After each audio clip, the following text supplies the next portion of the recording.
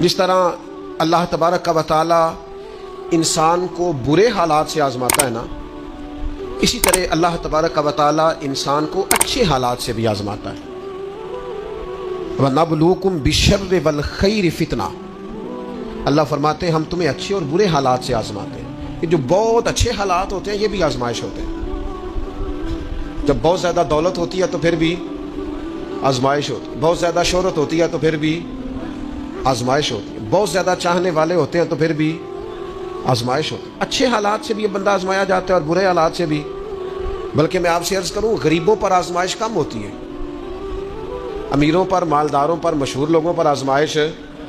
وَاعْلَمُوا أَنَّمَا أَمْوَالُكُمْ وَأَوْلَادُكُمْ فِتْنَةٌ، مال اور اولاد آزمائش ہے، فتنہ ہے، زیادہ آزمایا جاتا ہے۔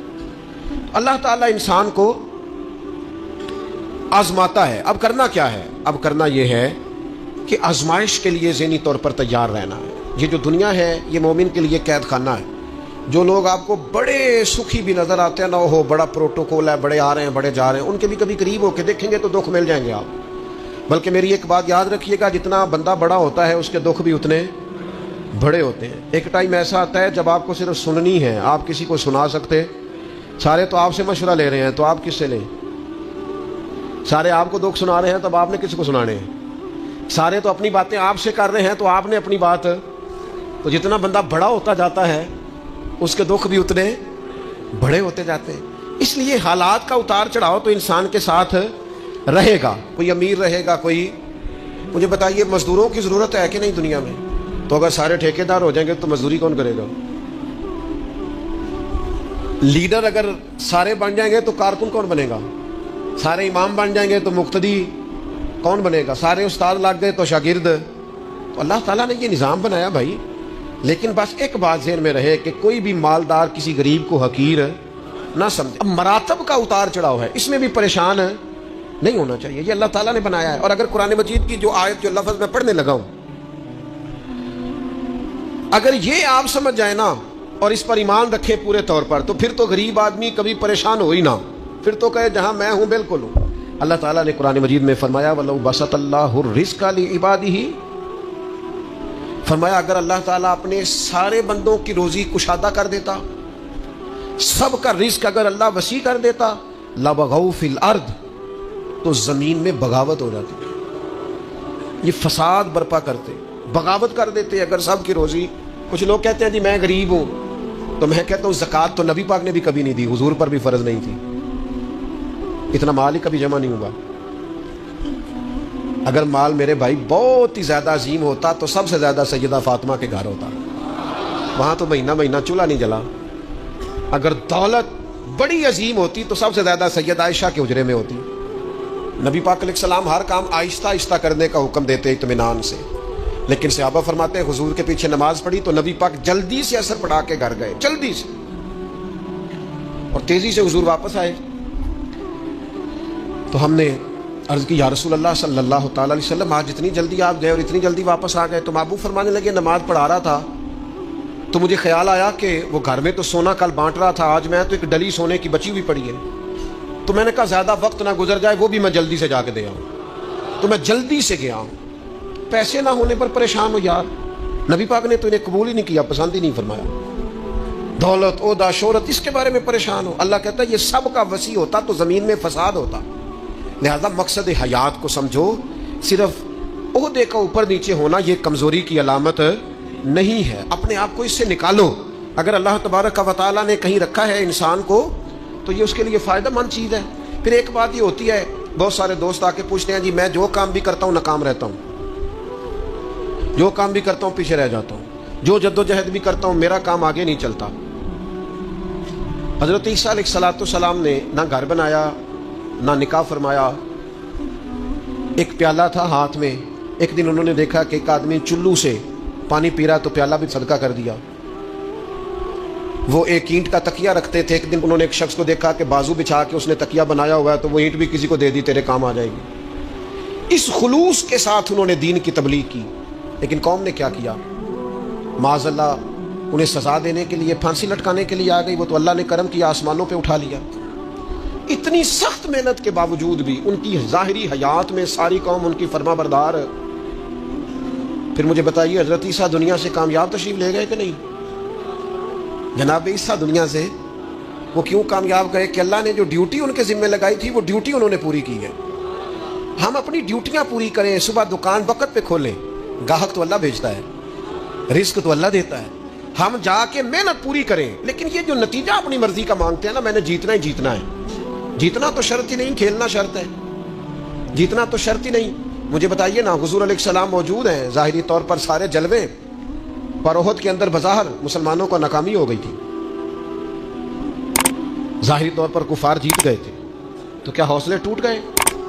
اس کے بعد کیا کہا مسلمانوں نے, اب ہم نہیں نکلیں گے میدانوں میں. بظاہر حدیبیہ کے موقع پر کفار سخت شرطیں منوانے میں کامیاب ہو گئے تھے, تو کیا پھر مسلمان دل چھوٹا کر جاتے؟ او ملت کے جوانوں, ہر بات میں کمزور پڑ جاتے ہو. وہ جی مجھے بڑی دیر ہو گئی, میرا کوئی اتنی کچی باتیں کرتے ہیں بعض اوقات کے دل کرتا ہے یار تو کیا بات کرتا ہے, اٹھ باندھ کمر کیوں ڈرتا ہے. پھر دیکھ خدا کیا کرتا ہے. قرآن مجید کا کبھی آپ انداز دیکھیں نا سمجھانے, ولا تہنوا ولا تحزنوا وانتم الاعلون ان کنتم مؤمنین. فرمایا کمزور نہ پڑنا, غم نہ کھانا, بس پکے مومن رہنا, فتح اللہ تمہیں ہی عطا کرے گا, غلبہ اللہ تمہیں ہی عطا کرے گا. لہذا یہ ساری چیزیں اللہ پہ چھوڑ دیں, جتن جتن تے ہر کوئی کھیڑے. تو ہارن کھیڑ فقیرہ, جتن دا مول کوڈی پیندی, ہارن دا مول ہیرا. دنیا میں کچھ لوگ اس طرح بھی میدان میں نکلتے ہیں جو ہارنے کے لیے نکلتے ہیں. چھوٹا بچہ کہتا ہے اپنے ابا جی سے پنجا لڑائیں. سچ بتاؤ, ابا جب چھوٹے بیٹے سے پنجا لڑاتا ہے تو جیتنے کے لیے لڑاتا ہے. بیٹے نے بازو پکڑا ہے, پنجا ملایا, باپ گر گیا اور ساتھ پتا کہتا اوہ کتنی طاقت ہے. اور نہیں طاقت جناب, آپ خوش ہو رہے ہیں کس بات پہ کہ بیٹا جیت جائے تو مزہ بڑا آتا ہے, یہ کامیاب ہو جائے تو مزہ. لیکن آپ سمجھیں اس بات کو جو میں سمجھانا چاہ رہا ہوں, یہ کامیاب کب ہوا ہے؟ ابا جی کو ہرا کے. اس وقت یہ جو جیتا ہے اور باپ خوش ہو رہا ہے اپنے آپ کو ہرا کے, اور بیٹے کو کتنا خوش ہے, وہ کہتا اوہو بلے بلے کتنی طاقت. بیٹا دوڑ کے آیا ہے, گلے لگا, باپ گر گیا, اوہو مجھے گرا دیا ہے, دیکھو کتنی طاقت ہے. یہ کیوں کہہ رہا ہے؟ حوصلہ افزائی کر رہا ہے. یہ گر گیا ہے اور گر کے راضی ہے, یہ ہار گیا ہے اور ہار کے تاکہ میرا بیٹا جیت جائے. یار اگر تو پیچھے رہ گیا ہے تو تھوڑا راضی ہو جا. باقی مسلمان جو آگے نکل گئے تھوڑی دیر کے لیے تو کہنا یار میں پچھلی صف میں صحیح, پر دیکھ تو صحیح میں کتنوں کا پہرے دار ہوں. نبی پاک علیہ السلام نے فرمایا 2 آنکھیں دوزخ میں نہیں جائیں گی, ایک وہ جو اللہ کے خوف سے روئی, اور ایک وہ جس نے اسلامی سرحد پر پہرا دیتے ہوئے جاگ کر رات گزار دی. اس سپاہی کو کوئی نہیں جانتا جو بارڈر پہ کھڑا ہے, لیکن وہ جاگ رہا ہے نا, آنکھ کھلی ہوئی ہے نا, تیرے لیے جاگ رہا ہے, میرے لیے جاگ رہا ہے. وہ چاروں کونوں پہ بارڈروں پہ جو سپاہی کھڑے ہیں وہ تیرے میرے لیے کھڑے ہیں. ان کی آنکھیں جاگتی ہیں تو باقی سارے سوتے ہیں. وہ رات جاگ کے پیچھے رہ کے, وہ عام لوگ ہوتے ہیں, ان کے عہدے بھی کوئی نہیں ہوتے زیادہ, لیکن وہ پیچھے رہ کے بہت ساروں کے محافظ ہوتے ہیں. تو بھائی کچھ نے پیچھے بھی تو رہنا ہوتا ہے نا, سب نے لیڈر نہیں بننا, کچھ نے کارکن بھی بننا ہوتا ہے. حضور جب سفر پہ جاتے تھے تو 1-2 صحابہ کو کہتے تھے تم نے سب سے پیچھے چلنا ہے. کیوں؟ فرمایا کوئی بچہ پیچھے رہ گیا, کوئی جانور پیچھے رہ گیا, کوئی سامان پیچھے گر گیا تو ذرا اٹھاتے آنا. تو وہ ہیں سب سے پیچھے, پر کر پھر بھی کوئی ڈیوٹی رہے ہیں. چلو ہم کچھ بندے پیچھے نہ رہ جائیں, جتن جتن ہر کوئی کھیڈے. تو ہارن کھیڈ فقیرہ, جتن دا مل کوڈی پیندی, ہارن دا مل ہیرا. تو میرے بھائی یہ مراتب میں اگر کمی بیشی ہو جائے تو اس پہ کمزور. ایک خاص چیز آپ سے عرض کرنے لگا ہوں, اور یہ شاید پہلی دفعہ میں ایسا کروں گا. میرا دل کرتا ہے آج میری گزارش ہوگی, میں آپ سے طلب کروں گا, مہربانی کریں آج نہ اپنی زندگی کی پچھلی ساری کوتاہیاں یاد کریں, سستیاں یاد کریں. کہاں کہاں ہم نے جان بوجھ کر اپنی جان پہ ظلم کیا ہے, پیچھے رہ گئے, اس کو یاد کرنا ہے. یہ میں نے بھی آج یاد کرنا ہے, آپ نے. اور پھر ایک اور چیز آپ سے مانگنی ہے, یہ آپ نے ضرور کرنا ہے. آج آپ نے پچھلی کوتاہیاں یاد کرنی ہیں, اور آج اللہ سے اور اپنے آپ سے ایک وعدہ کرنا ہے کہ مالک ایک زندگی میں ڈیوٹی ہم ضرور کریں گے. وہ چاہے ہم یہ ذہن بنا لیں کہ ہم نے اپنے دوستوں کو نمازی بنانا ہے, یا یہ ذہن بنا لیں او پنڈ دے چنا بی بی نو طلاق ہو گئی یا خامد فوت ہو گیا تو اس کے والد نے کہا کہ تیرا نہ پھر نکاح کرنا ہے, شادی کرنا ہے. میں کہ نہیں ابا جی ان نہیں, पुत्र फिर उम्र किवें गुजरे? उस आख्या मैं ना इरादा कर लिया, मैं उन सारी जिंदगी कुरान पाक पढ़ाना है बच्चियां। इस तरह की मैंने दर्जनों बीवियां देखी हैं देहातों में, सारी जिंदगी अब मैं कुरान। कोई उन्होंने मकसद तो बनाया। नबी करीम अलैहिस्सलाम ने फरमाया क़यामत के दिन अल्लाह ताला लोगों से फरमाएगा, सबसे पहला सवाल लोगों से, मुख्तलिफ अहादीस में मुख्तलिफ सवाल हैं जो सबसे पहले हो। इस हदीस में फरमाया अल्लाह क़यामत के दिन सबसे पहला सवाल बंदों से ये पूछेगा, मुझसे मिलने को जी चाहता था? मेरे ते लंघ कई महीने ते बरस गए ते तेरी दीद नू दीदे तरस गए, मुझसे मिलने को जी चाहता था? मैं आपको बात अर्ज करूं, मजा नहीं आ जाएगा रब रसूल को दुखड़े सुनाने का? लुत्फ नहीं आ जाएगा उनकी बारगाह में बैठ के हाले दिल अर्ज करने? क्या मंजर होगा, क्या रंग होगा, क्या अंदाज होगा। खुदा खुद मीर मजलिस बूद। करीम फरमाते रब बंदों से फरमाएगा, मुझसे मिलने को जी चाहता था? अर्ज करेंगे मालिक बड़ा ही चाहता था।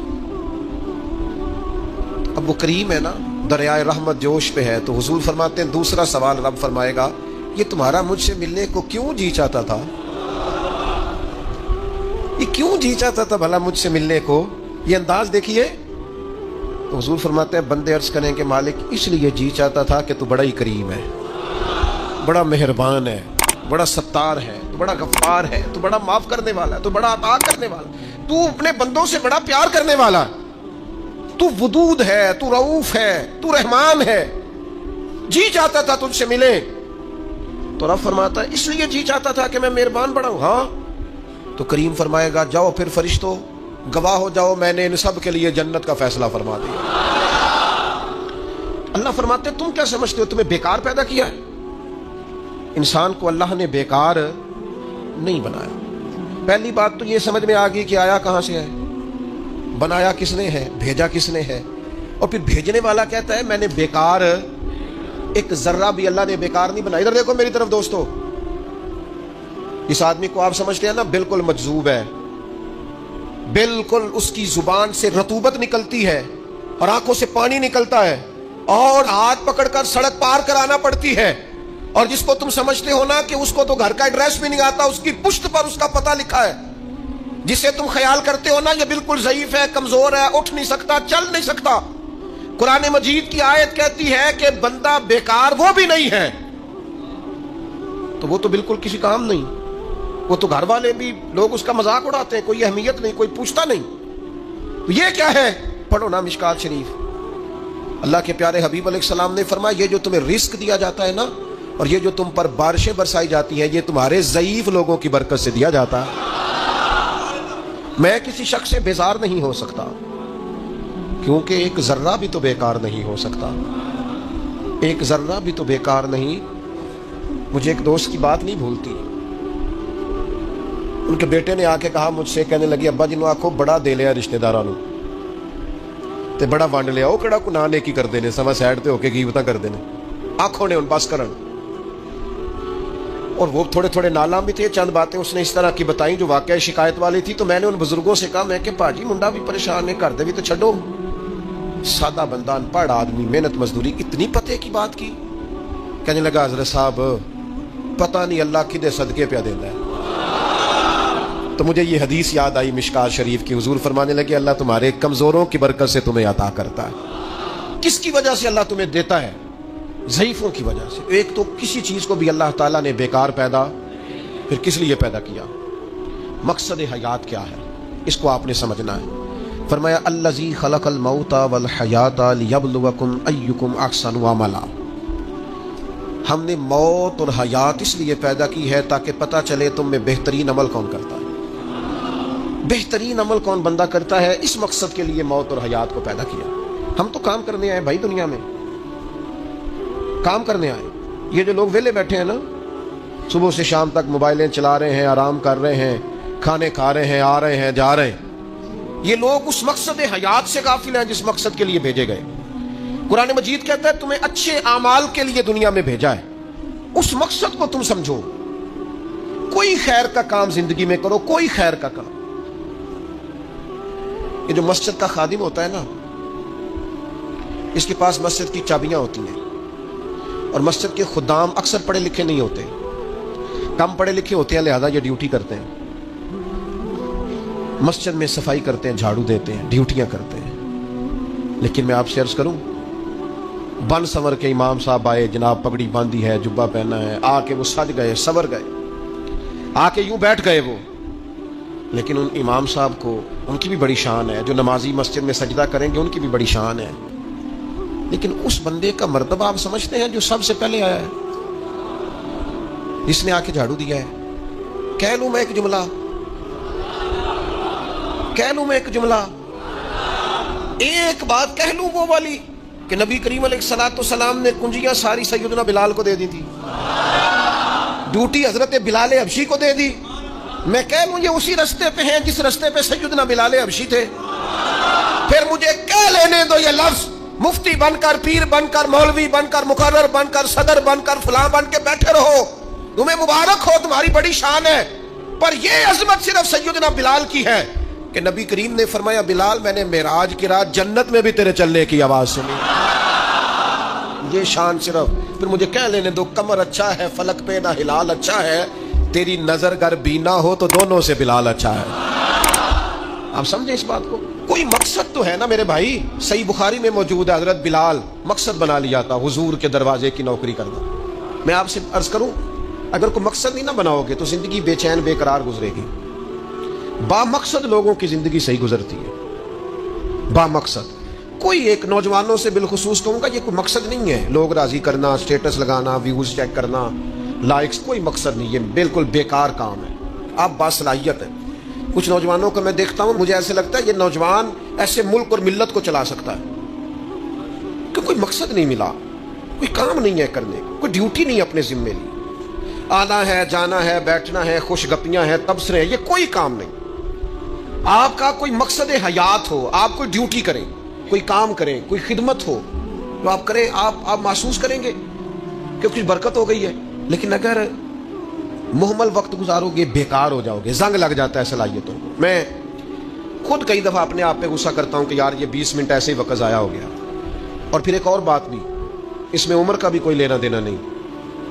امام رازی نے لکھا ہے ایک صحابی کے بارے میں حضور نے فرمایا کہ تیرا تھوڑا وقت رہ گیا دنیا سے جانے کا۔